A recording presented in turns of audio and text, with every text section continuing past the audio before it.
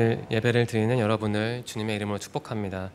어제 중고등부 수련회가 있었는데요. 아침에 일어나지를 못하겠더라고요, 오늘. 그래서 제가 나이가 들었나 봅니다. 네. 오늘 우리에게 주시는 하나님의 말씀은 베드로후서 2장 1절부터 9절입니다. 저는 쉬운 성경으로 읽겠습니다. 여러분은 눈으로 또 귀로 나름대로 한번 비교해 보시기 바랍니다. 베드로후서 2장 1절부터 9절입니다. 전에 이스라엘 백성 가운데 거짓 예언자들이 있었던 것처럼 여러분 가운데도 거짓 선생이 나타날 것입니다. 이들은 살며시 여러분 가운데 들어와 여러분을 잘못된 길로 인도하고 혼란스럽게 만들 것입니다. 또한 그들은 우리를 죄에서 풀어주시려고 피 흘리신 주 예수 그리스도를 부인하여 스스로 멸망의 길로 달려가고 있습니다. 많은 사람이 그들의 악한 길을 따르고 참 진리의 길을 방해할 것입니다. 여러분에게 거짓을 말하여 이용하는 그 사람들은 여러분이 가진 돈에만 관심이 있을 뿐입니다. 하나님께서는 이미 그들에게 죄가 있다고 선언하셨으며 그들은 의로우신 하나님의 심판을 피할 길이 없습니다. 천사들이 죄를 저질렀을 때 하나님께서는 그들을 용서하지 않으시고 지옥으로 보내어 심판날까지 어두운 구덩이에 갇혀있게 하셨습니다.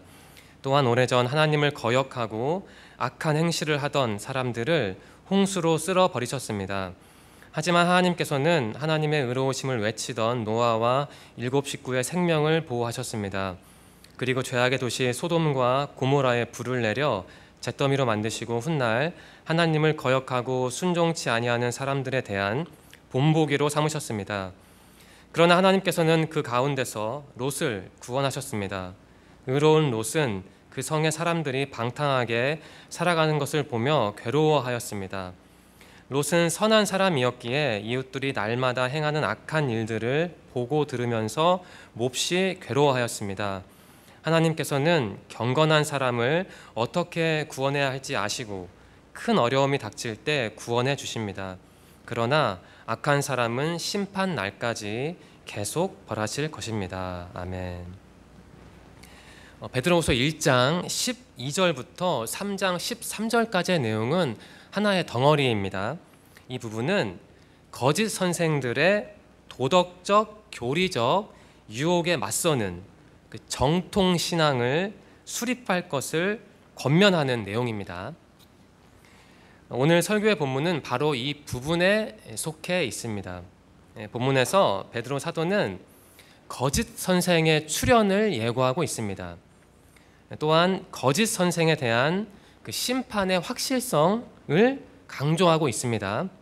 다시 말하겠습니다. 거짓 선생의 출현을 예고하고 이 선생들에 대한 하나님의 심판의 확실함을 말하는 본문이 바로 오늘 본문입니다. 거짓 선생은 쉽게 말하면 이단 사상을 유통하는 사람입니다. 베드로가 사역하던 때에도 이단이 있었습니다. 그들은 가만히 있지 않았고요. 세력과 영향력을 확장해 나갔습니다. 그들은 신앙생활을 잘하고 있는 순수한 교인들을 미혹했습니다. 오늘날도 마찬가지입니다. 우리 주변에도 이단 사상이 있습니다. 제가 초등학교 6학년 즈음일 때로 기억합니다. 학교 가는 길에 어느 건물 벽에 휴거라는 단어가 강조된 전단지가 붙어 있었습니다. 정확한 연도는 기억나지 않는데요. 아무튼 그들은 특정 연도에 세상이 종말하리라는 내용을 간단히 실어서 그 전단지에 실어서 벽에 붙였습니다. 그런 전단지를 붙인 사람들도 물론 이단입니다. 그들은 아마 성경을 자의적으로 해석해서 자신들이 정한 때에 세상이 끝나리라고 기대했습니다. 하지만 그런 일은 일어나지 않았습니다. 헛된 생각에 사로잡힌 그 사람들이 지금 어떤 일을 하고 있는지 저는 무척 궁금합니다. 한국 사회에는 이단이 많습니다. 굳이 언급하지 않겠습니다. 여러분도 다 아실 겁니다. 말도 안 되는 사상을 생산 유통하는 이단이 많습니다. 그런데 겉으로 볼 때는 별 문제 없어 보이는 단체인데 말과 행동이 비틀린 부류도 있습니다. 결국 그들은 똑같습니다. 하나님을 모릅니다.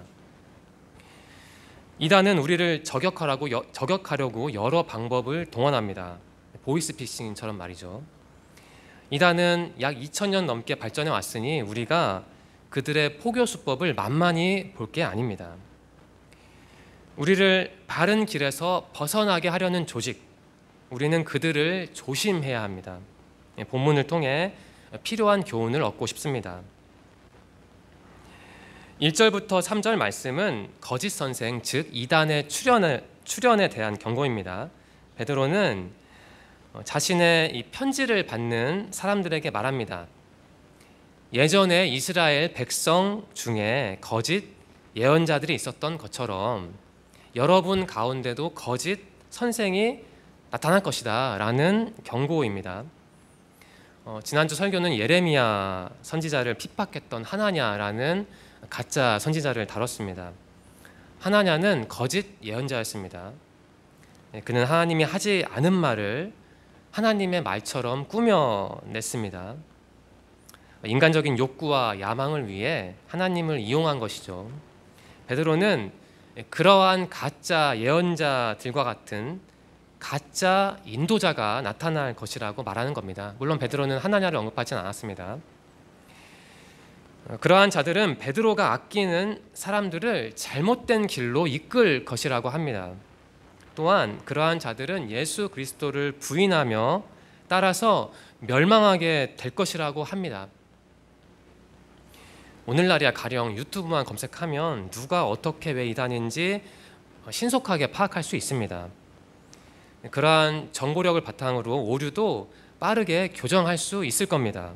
하지만 2000년 전에는 상황이 달랐습니다. 베드로가 활동할 당시에는 지금과는 상황이 완전히 달랐던 것이죠. 어떤 사상이 진본인지 위작인지 파악하는 작업은 결코 쉽지 않았습니다. 당시에는요.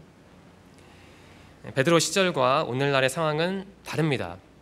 그런데 베드로가 전하는 말은 오늘날의 상황에도 고스란히 적용됩니다.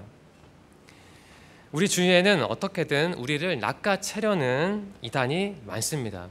그들은 정통 신앙과 신학의 측면에서 보면 물론 잘못된 사람들입니다. 어긋난 집단입니다. 하지만 종교의 자유 때문에 혹은 그 덕분에 그들을 억누를 수만은 없는 현실입니다. 이러한 현실에서 우리가 스스로를 지키고 생존하는 방법은 무엇이라고 생각하십니까? 좀 투박한 표현인데요. 조심하는 겁니다. 그리고 비판적으로 묻고 따지는 작업을 바지런히 하는 겁니다. 그러한 작업의 가장 중요한 기준은 예수 그리스도죠. 베드로는 말합니다. 거짓 선생은 예수 그리스도를 부인하는 사람들이라고 말합니다. 신앙은 예수 그리스도를 언제나 가장 의지하는 겁니다. 또한 그분을, 예수님을 삶의 중심에 놓는 태도이자 결단이며 실천입니다. 이게 바로 신앙입니다. 만일 어떤 사람이 예수님을 폄훼하거나 부정한다면 그 사람은 정통이 아닙니다. 그래서 우리는 예수님을 알아야 하고 그분의 가르침을 배워야 합니다. 제가 전에 설교 중에 여러분에게 어떤 질문을 반복해서 드렸습니다. 예수님은 여러분에게 어떤 분입니까? 라는 질문을 드렸습니다. 오늘 또다시 질문하겠습니다. 여러분에게 예수님은 어떤 분입니까? 베드로는 예수님을 이렇게 이해합니다.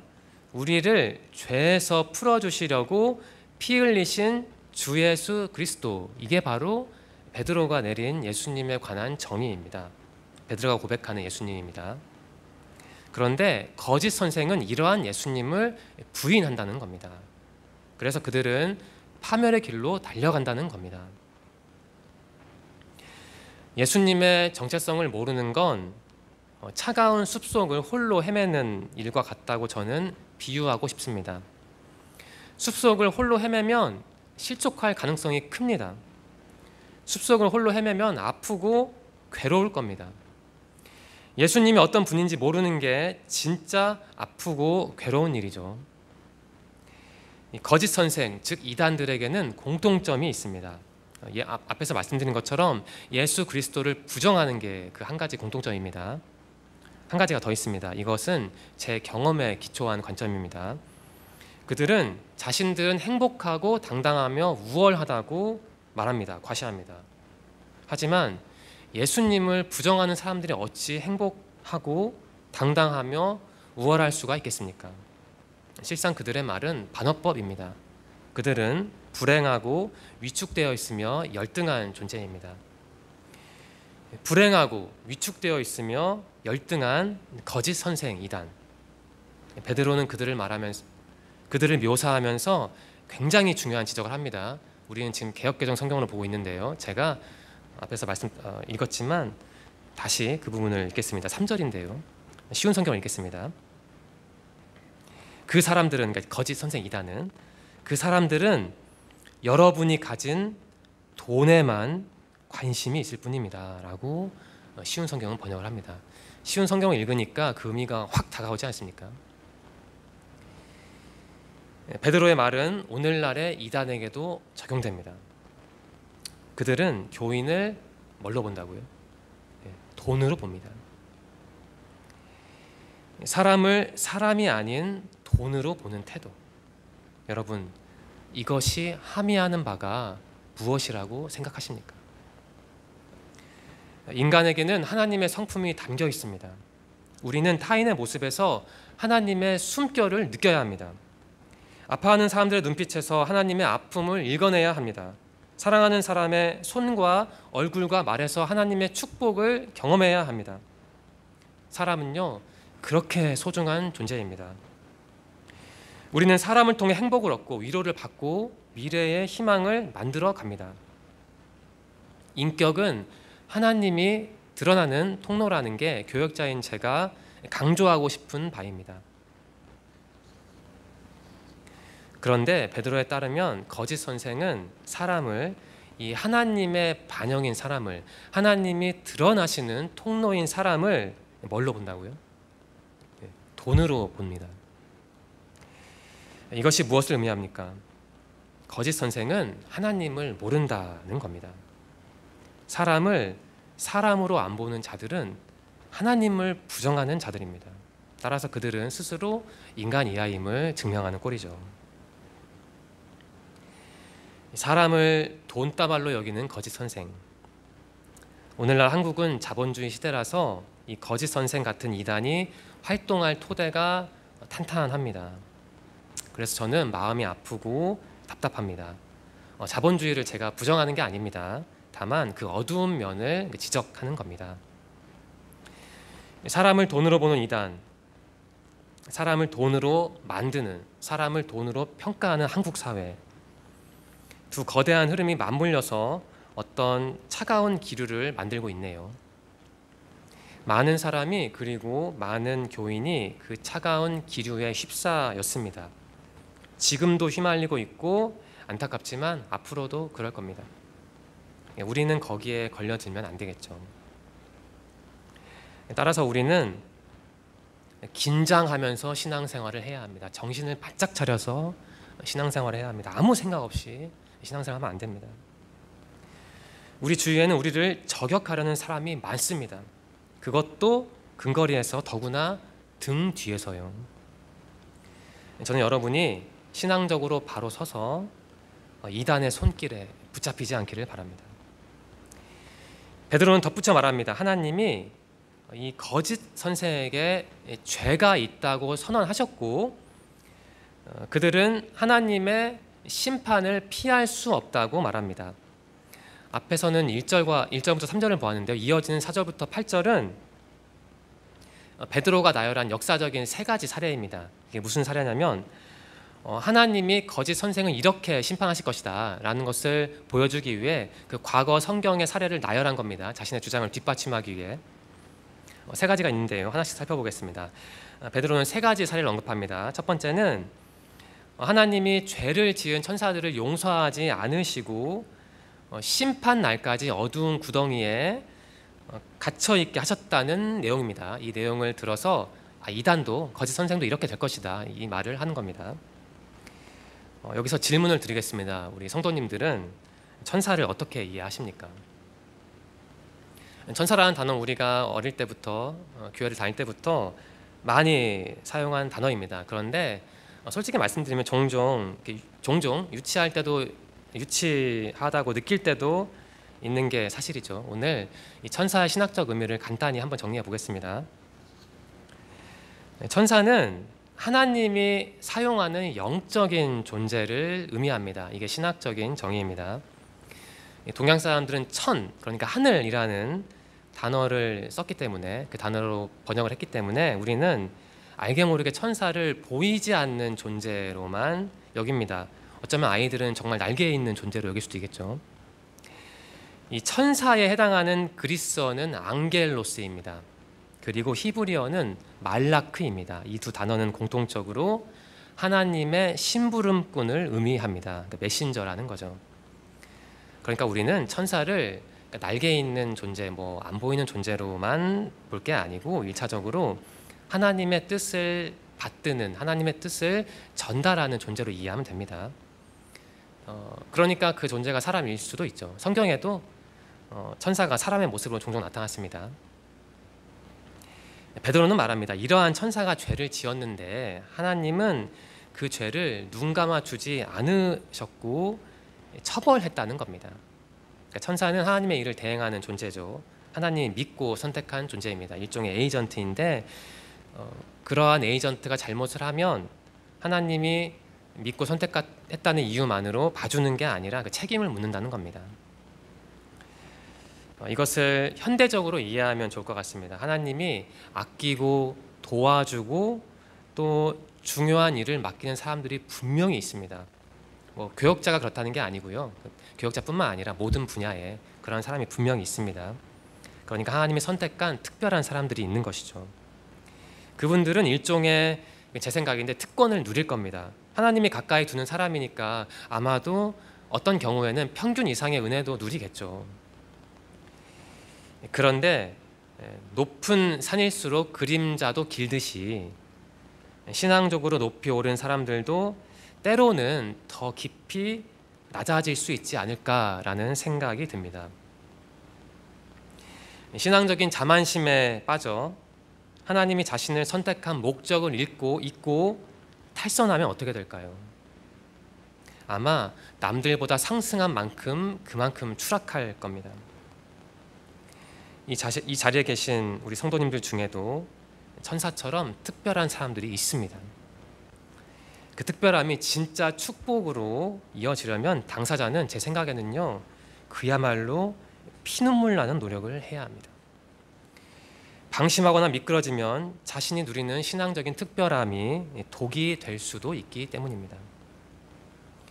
저는 여러분이 지금 누리는 그 하나님의 특별한 은혜를 인식하기를 바랍니다. 그 은혜를 통해 여러분 자신이 아니라 하나님만을 더 깊이 만나기를 바랍니다. 앞에서는 그 거짓 선생에게 내릴 심판을 뒷받침한 사례를 정리했습니다. 그 천사에 관한 내용이었죠. 타락한 천사에 관한 내용이었죠. 베드로가 언급하는 두 번째 사례는 바로 노아 이야기입니다. 우리가 다 아는 이야기인데요. 미리 말씀드리면 베드로가 언급하는 세 번째 사례는 소돔과 고모라 그리고 롯에 관한 내용입니다. 이건 역시 익숙한 내용입니다. 그런데 우리는 때로는 그 익숙하다는 이유만으로 그 안에 담긴 소중한 메시지를 좀 소홀히 다룹니다. 우리 기독교인들이 그런 경향이 있죠. 베드로의 말을 흘려 듣지 마시고요. 그 안에 담긴 메시지를 꼭 얻으시기를 바랍니다. 본론으로 돌아오겠습니다. 베드로는 말합니다. 5절 말씀인데요. 저는 쉬운 성경을 읽겠습니다. 또한 오래전 하나님을 거역하고 악한 행실을 하던 사람들을 홍수로 쓸어버리셨습니다. 하지만 하나님께서는 하나님의 의로우심을 외치던 노아와 7 식구의 생명을 보호하셨습니다. 라고 쉬운 성경은 5절 말씀을 번역하고 있습니다. 베드로는 말합니다. 하나님이 당신을 거역하고 악한 일을 하던 사람들을 어떻게 하셨다고요? 심판하셨다는 겁니다. 이 개역개정 성경에 나온 경건치 아니한 자들은 이렇게 정리합니다. 하나님의 명령과 권면을 귀담아 듣지 않고 제멋대로 살면서 죄짓기를 일삼는 사람들이라고 학자들은 정의합니다. 하나님이 그들을 가차없이 처단하셨다는 겁니다. 그런데 하나님은 노아와 그의 가족은 예외적으로 보호하셨습니다. 왜냐하면 노아가 하나님의 의로우심을 전파했기 때문입니다. 노아는 하나님을 삶의 중심에 두고 살았습니다. 그는 더 나아가 자기 가족과 아마 주변 사람들에게도 하나님의 의로움을 전파했을 겁니다. 쉽게 말하면 노아는요, 열심히 전도하는 사람이었습니다. 하나님이 심판한 사람들과 하나님이 지키신 노아와 그의 가족이 강렬한 대조를 이룹니다. 여기서 여러분은 어떠한 교훈을 얻었습니까? 노아는 하나님이 인정한 사람이었습니다. 하지만 당시 사람들은 노아를 인정하지는 않았던 것 같습니다. 아마 노아를 이상한 사람으로 보았을 겁니다. 그들의 눈에 노아는 방주나 건설하는 괴짜로 보였을 겁니다. 아마 그의 가족도 같이 방주를 건설했으니까 도매급으로 같이 괄시를 받았겠죠.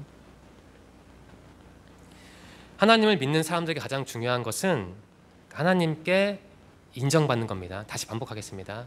하나님을 믿는 사람들에게 가장 중요한 것은 사람의 인정을 받는 게 아니고 하나님의 인정을 받는 겁니다. 물론 하나님도 나를 인정하고 세상도 나를 인정하면 더할 나위는 없죠. 그런데 이 구원받은 노아와 심판받은 세상이 대조적이듯이 적지 않은 경우에요. 모든 경우가 아니라 적지 않은 경우에 하나님의 길과 세상의 길은 다른 것 같습니다. 빛과 어둠처럼요. 저는 교역자가 된 이후에 그것을 더 진하게 느낍니다. 노아도 하나님 그리고 그 반대편으로 내달리는 세상을 보면서 혹시 빛과 어둠의 대립을 본 건 아닐까요? 노아는 그러한 상황에서 방황하지 않았습니다. 그리고 노아는 빛으로 나갔습니다. 빛 안에서 살았습니다. 세상이 자기에게 뭐라고 말하건 간에 하나님만 바라보았습니다. 그래서 하나님은 노아뿐만 아니라 그의 가족을 지켜주셨습니다. 그들을 살려주셨습니다. 주님 한 분만으로 라는 찬양을 다 하실 겁니다. 주님 한 분만으로 나는 만족해, 나의 모든 것 대신 주님을 찬양해 라는 가사를 저는 좋아합니다. 우리는 하나님 자체로 만족하며 살아야 합니다. 하나님 아닌 다른 것을 주님보다 더 바라보고 그쪽으로 내달리면 안 됩니다. 하나님은 물론 잘못을 용서하십니다. 그런데 하나만 보면 안 되죠. 하나님은 정의로운 분이라서 잘못을 눈 감아주지 않을 때도 있습니다. 저는 노아의 삶을 묵상한 후에 깨달았습니다. 하나님과 동행하는 삶에 감사하며 하루하루 만족하는 사람이 구원받고 있는 그리고 구원받을 사람이다라는 깨달음을 새삼 얻었습니다. 반면에 하나님을 부차적으로 여기고 하루하루 비신앙적인 요소에 마음을 빼앗기면 하나님도 어쩔 수 없겠다라는 깨달음도 얻었습니다. 사실 하나님을 부차적으로 보는 것 자체가 그게 바로 이단적인 거죠. 저는 여러분이 노아에 대한 베드로의 언급에서 꼭 교훈을 얻으시기를 바랍니다. 그리고 그 교훈에 기초해서 살아가시기를 바랍니다. 이어서 거짓 선생에게 임할 하나님의 심판을 보여주기 위해 베드로가 언급한 세 번째 사례를 보겠습니다. 그것은 소돔과 고모라 그리고 롯에 관한 이야기입니다. 소돔과 고모라에서 일어난 일들, 그것은 그야말로 이단적입니다. 그 내용은 하나님 없이 살아가는 사람들의 그 실상과 결말을 여과 없이 보여줍니다. 이와 관련하여서 베드로가 롯을 묘사하는 부분이 특별히 중요합니다. 롯은 의롭고 선한 사람이어서 그 소돔과 고모라 사람들이 행하는 악한 일들을 보고 어떠했나요? 괴로워했다고 합니다. 여기서 우리가 얻어야 할 교훈이 무엇입니까? 롯이 그 소돔과 고모라 사람들을 보고요, 참 괴로워했대요. 우리는 이 이야기를 많이 들어서 그냥 흘려 넘길 수도 있겠지만 그 괴로워한 롯의 모습을 한번 상상해 보시면서 우리가 어떤 교훈을 얻으면 좋을까 한번 마음속으로 생각해 보시기 바랍니다. 저는 이러한 교훈을 얻었습니다. 하나님의 사람에게는 반드시 고통이 따릅니다. 앞에서 저는 하나님의 길과 세상의 길을 빛과 어둠으로 대조했습니다. 사실 식상한 대조입니다. 하지만 저는 그 이상의 비유를 생각하지는 못하겠습니다. 하나님이라는 빛 안에 산다는 건 어떤 점에서 너무나도 힘든 일입니다. 하나님과 나 사이에 끼어들어서 내 시야를 방해하는 사람들이 있기 때문입니다. 오늘 설교의 주제인 이단이 바로 그렇죠. 사실 아무런 방해가 없어도 신앙생활 하는 것은 그 자체로 어려운 일입니다. 신앙생활, 하나님만을 신뢰하고 의지하는 것, 그리고 하나님이 단순히 살아계신다라고 믿는 데서 그치는 게 아니라 그 하나님에게 자신을 내어 던지는 것, 이게 신앙생활이라고 제가 수도 없이 정의를 했잖아요. 이 정의를 보시면 정말 신앙생활하는 게 힘든 일입니다. 그 자체로. 그런데 가만히 있어도 힘든데 그 중간에 누가 끼어들면 더 힘들잖아요. 롯과 소돔과 고모라 사람들, 롯은 소돔과 고모라 사람들 탓에 괴로워했습니다. 두 가지 이유가 있었습니다.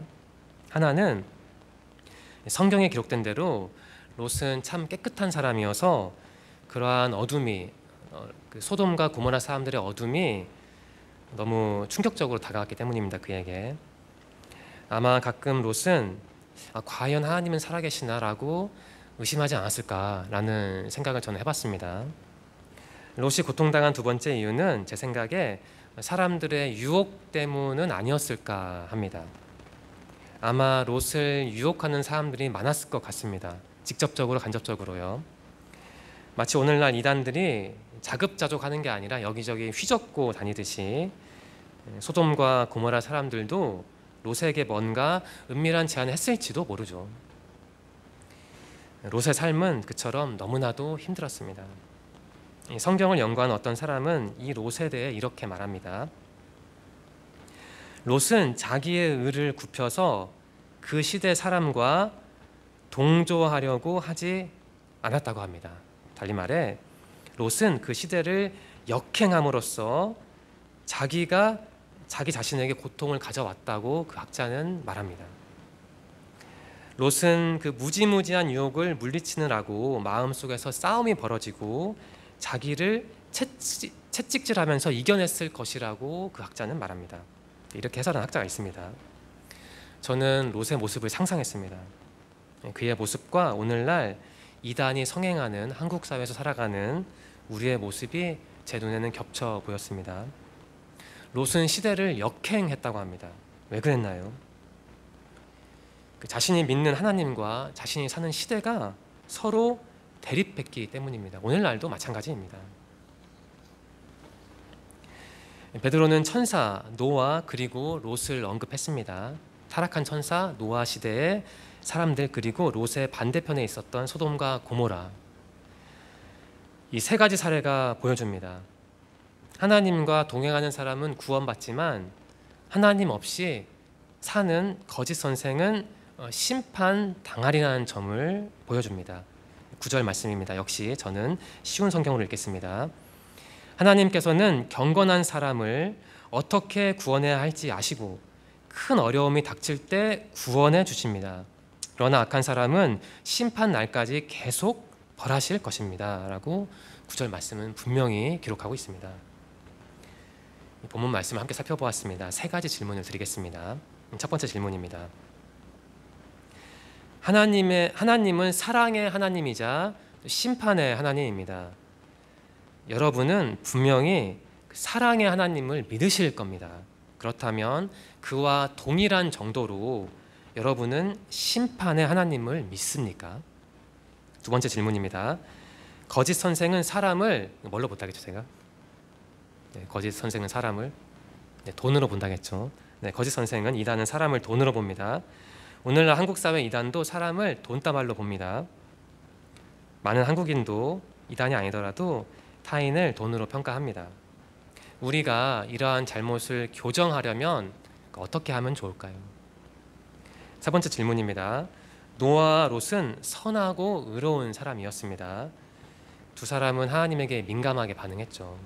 타락한 시대를 보면서 아파했고 자신이 몸담은 시대를 아마 자기가 할 수 있는 범위 내에서 교정하려고 했을 겁니다. 우리가 노아이고 롯이잖아요. 여러분은 이 어그러진 한국 사회를 어떻게 회복시키실 겁니까? 설교를 마무리하려 합니다. 베드로는 경고했습니다. 거짓 선생이 신앙인들을 가만두지 않을 것이라고, 곱게 놔두지 않을 것이라고 경고했습니다. 우리를 긴장시키는 말입니다. 그런데 베드로는 덧붙였습니다. 하나님이 당신을 의지하는 사람들은 지키시고 거짓 선생은 심판하리라고 덧붙였습니다. 말했습니다.